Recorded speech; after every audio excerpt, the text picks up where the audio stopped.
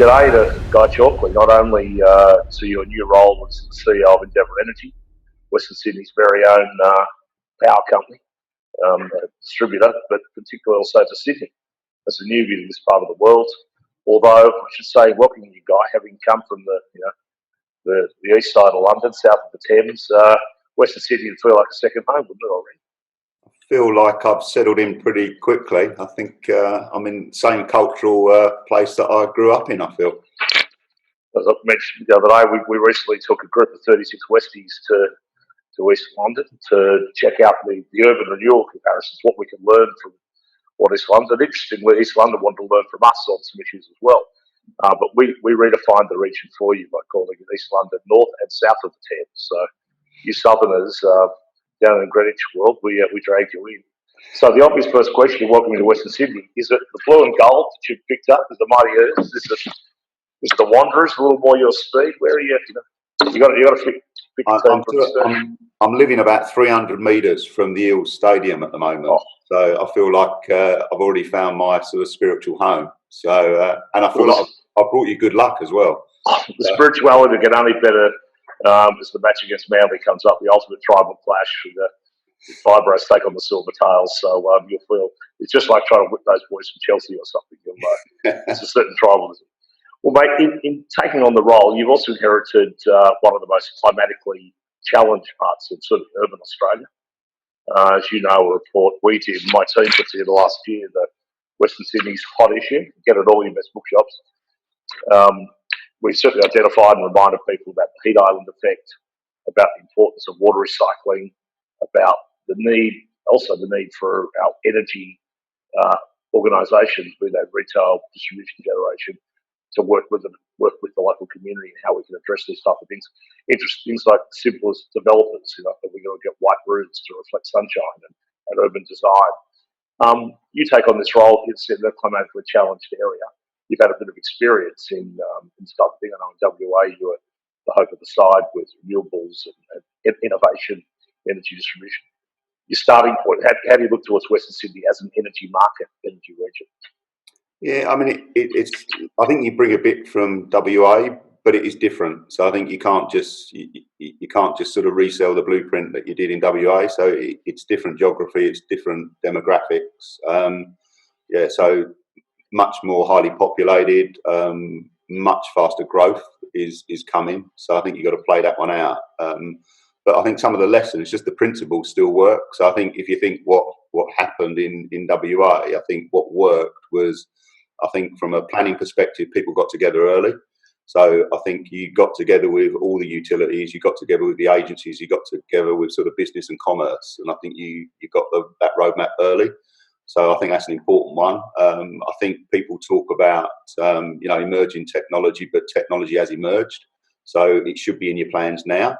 I think you can see what's coming because a lot of it has sort of landed or really starting to land. So we know where we are with sort of residential solar, and we know that's going to continue to increase.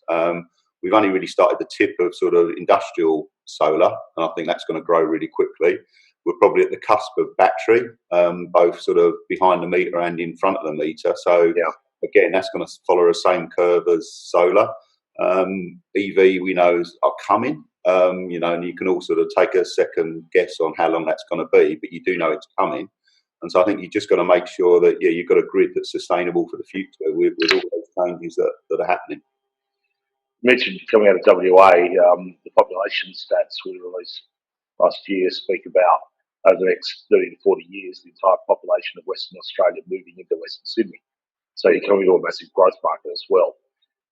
You're in charge of the poles and wires across the region, across Western Sydney and down through the Illawarra and Southern Highlands, the two traditional areas that were part of the old Prospect County Council, became Mineral Energy, and then when that was split up, Origin got the retail end and Endeavour maintained the poles and wires. You've got major projects like in Aerotropolis and Airport, motorways, massive residential development, new commercial centres. Are you confident Endeavour has the knowledge, the nous, the drive to help a region meet its growing energy demand and also do it sustainably, as you spoke about? Where do you think the hurdles might be in that as we all try and get that sweet spot? I think, yeah, I think, I look at it, and you looked at it as you were sort of making a decision to take the opportunity, because it's, it was a really good opportunity for me. So I think reputationally wise, I think Endeavour's very strong. I think in the community, it's a pretty strong brand. It's probably an undersold brand in terms of people's sort of awareness of it. So do I feel confident that, yeah, we could cope with the sort of growth in terms of that traditional poles and wires? Yes. I've got sort of no doubt on that perspective. I think where we've got to sort of grow our own capabilities in new technology. So I think it's that transition piece that we've got to be prepared to step up and step forward, and be at the forefront of what a customer wants in terms of a new solution. Because I think people do keep talking, it's traditionally, it is a poles and wires business, but that doesn't mean that that's what it's going to be in totality going forward. I think you're going to transition into other solutions, be they edge of grid, be they within, an urban community that's got different solutions, that not just a poles and wires business, but still supplies a customer, with energy safely, reliably and affordably. Do you see local government as a partner in that process, or are they pushing you, or you drag them along? Where is that role where local governments seem to be getting together to talk about collective energy, meeting collective energy needs and power grids? But yeah, I think it's a bit of both. I think I look at sort of all the networks across Australia. I think a lot of them have sort of been dragged kicking and screaming into the new world, and it's taken a bit of time to get there. It's no different for government, and it's no different in some areas of business as well. So I think you're all sort of dragging a bit each other, but you need to take that stand of where you're going. If anything, I think it's the customer who's leading it. It's the customer who's got the opportunity and seeing what choices they can have. And so, which is not a bad thing, because you've got to deliver a business that's sustainable for them. So, is the federal government lagging it? We'll put it a better way. Are we all going to have to encourage the federal government to come with us and have national energy policy catch up with consumer demand, business innovation, state government ambition? Yeah, I sort of reflect on that. It's because I've sort of landed in energy in the last 8 years. I reckon the last 4 years have been the fastest growing from a technology space in energy. I don't think they've had this. They've had sort of the last 4 years of probably what happened in the last 40. So policy might need to catch up to technology. So, yeah, I think there's a natural catch up, and it's like anything. I think always new technology will always be in front of your legislation, your regulation, and so we'll get there, but yeah, we probably have got to drag everybody with it. But I think the good thing is the customer will drag you, and that's what you've seen with some of the choices that they can make. That's going to happen with batteries. They're going to make their choices on batteries. And the retail world, retailers in us, punters outside the day-to-day, we're in the energy industry, we're excited by the Elon Musk, Atlassian duel over the big battery in South Australia. The dust has settled a bit on that now. There's a big tick, big question mark, big cross. Are there big batteries coming for Western Sydney? I think there's two types of batteries that will come. I think you've got that large scale transmission type sort of battery, used for storage, used for backup, to stabilise your sort of grid in those situations where you really need it. So I think that's your Adelaide, your South Australia type example.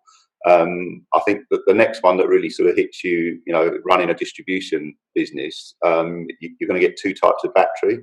Either the customer themselves is going to choose their own batteries, so they're going to put their own battery in behind the meter, or as a network, we could actually put community batteries in that probably actually solve the same issue. So we can put a community battery in that probably stops the customer having to put their own one in. And we can actually share that in the community.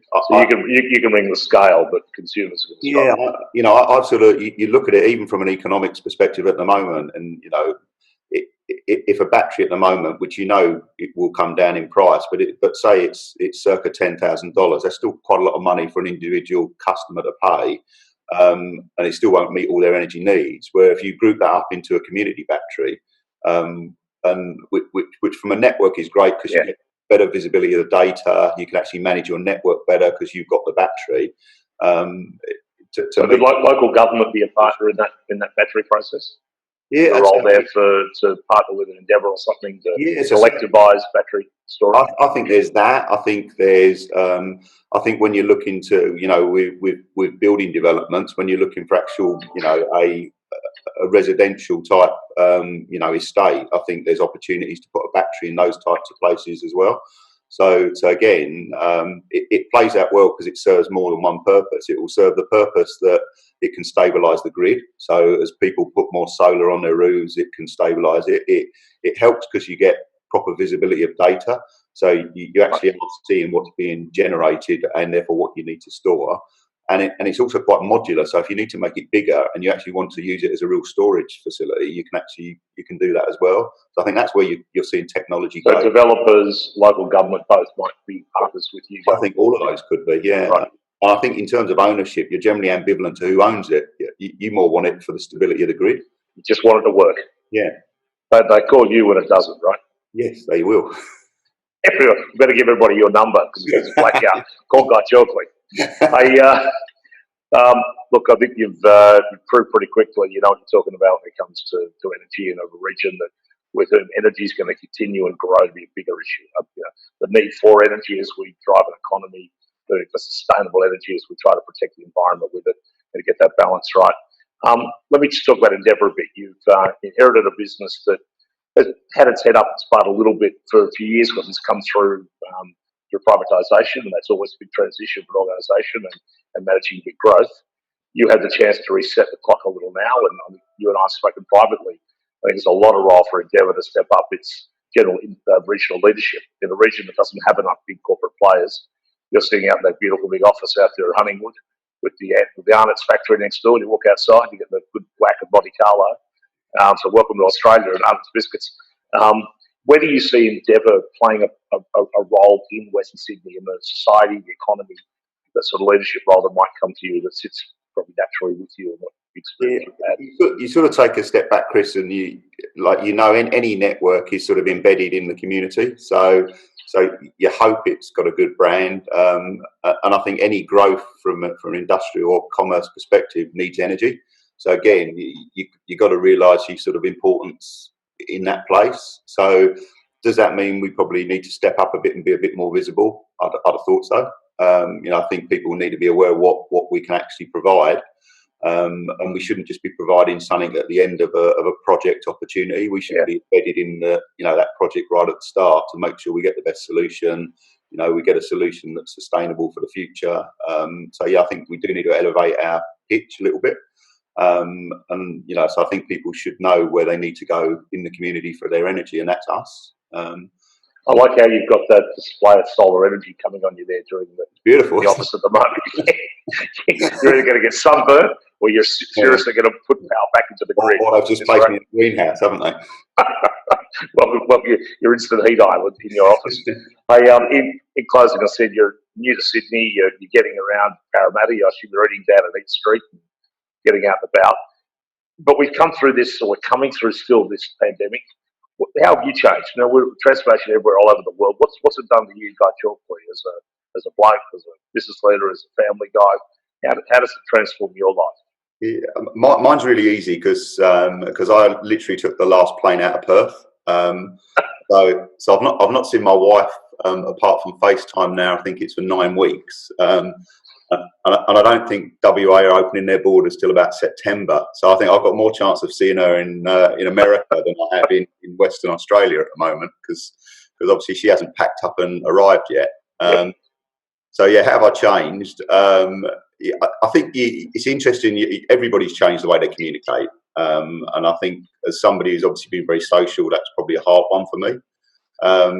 But I think you have. I think it's interesting. You've reconnected with people that you never connected for a long time, which I think is something will be nice to keep going forward because you've started to embrace the technology that the world is a pretty small place and you've got friends and family around the world, and I think that's one you'd love to keep because there is the time to do that.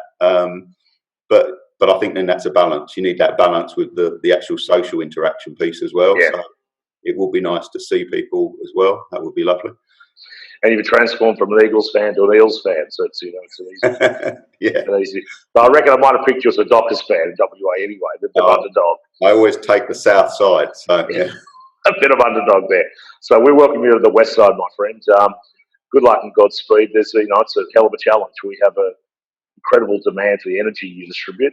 and we have an incredible man to lessen the impact of the energy you distribute at the same time. And it's a balancing act, and we certainly have a big demand to see Endeavour playing a big role in our community, more than just commercially, but the leisure rates, I reckon you're pretty well set for that, my friend. So we look forward to working with you as we go forward and turn the Heat Islands into Paradise Island in the west. And I'll buy some curtains next time. Thanks, Guy. Cheers, mate. The sun continue to shine on you, my friend. Thank you. Cheers.